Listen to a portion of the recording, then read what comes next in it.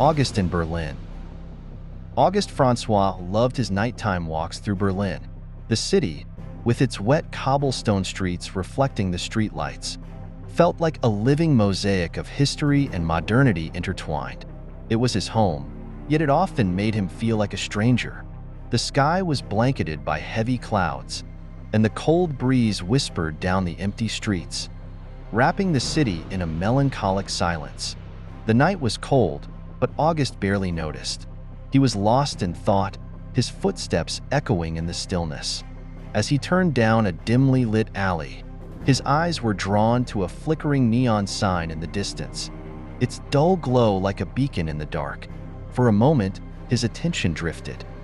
One step, and the ground beneath him vanished.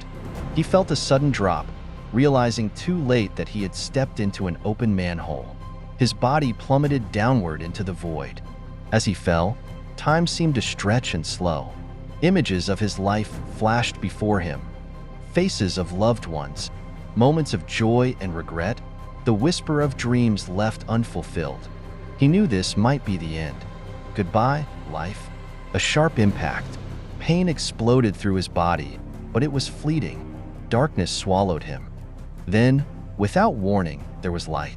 August felt something shift. His senses slowly returned, and as he opened his eyes, he found himself lying on soft grass under a gentle, glowing sky. He blinked, trying to make sense of it. He was still in Berlin, or at least it looked like Berlin, but everything was different. The world around him was bathed in an almost surreal brightness. The streets were clean, the buildings gleamed, and the air felt unnaturally still. He stood up, disoriented. People passed by, but they didn't seem to notice him. They walked with serene smiles on their faces, their movements graceful and light, as though they floated through life without a care. "Excuse me," August called out to one of them, but the person kept walking, not even glancing his way. Something was wrong. This was Berlin, but it wasn't his Berlin. The streets, the landmarks, they were familiar, yet they felt alien in their perfection. It was as if the city had been polished into some idyllic version of itself. August wandered through the streets, trying to understand what had happened. Everything here seemed too perfect. There were no sounds of traffic, no signs of conflict, no tension in the air.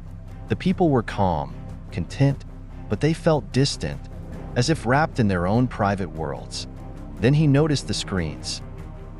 Every corner had them, large, glowing billboards displaying the same images over and over. Smiling faces, peaceful landscapes, a world of harmony. It was a vision of utopia, a place where there was no war, no politics, no suffering. Everything was perfect. Everything was under control. August stopped in his tracks. It hit him like a wave. This wasn't his world. Somehow, he had fallen through that manhole and ended up in a parallel universe. A universe where humanity had achieved some strange form of perfection. But the longer he stayed, the more unsettling it became. These people were not truly alive. There was no real emotion in their faces, no spontaneity in their actions. They weren't free, despite their apparent happiness.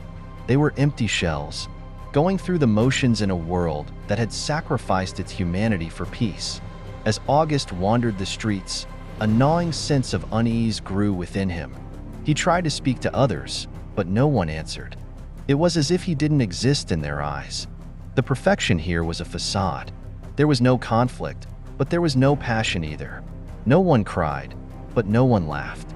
It was a world without the messiness of human emotion and without the richness of life. Desperation surged through him. He needed to leave. This place wasn't right. The manhole, that had been his gateway here. Maybe there was another way back. He had to find it. He ran through the streets, searching for anything that resembled the dark hole he had fallen into. Finally, after what felt like hours of searching, he found another one, a manhole hidden in a back alley. Without hesitation, August jumped. Once again, pain flashed through him, followed by a rushing darkness. When he opened his eyes this time, he was lying on the cold, hard pavement of his Berlin. The familiar, gray city stretched out before him, the air heavy with the noise of cars, distant arguments, and the life he had known. It was imperfect, it was flawed, but it was real. August got to his feet and took a deep breath of the cold, damp air. He felt more alive than ever. This world had suffering, conflict, and chaos, but it also had love, joy, and the unpredictable beauty of human existence. In its imperfection, it was perfect. But as he walked away from the manhole, something caught his eye. A shadow moved at the edge of his vision, a figure standing far off in the distance, watching him. He stopped and turned to look more closely, but the figure was gone. And then, just for a moment, the world around him shimmered, as though the thin veil between realities had briefly flickered, reminding him that the other world still existed, waiting for him to return.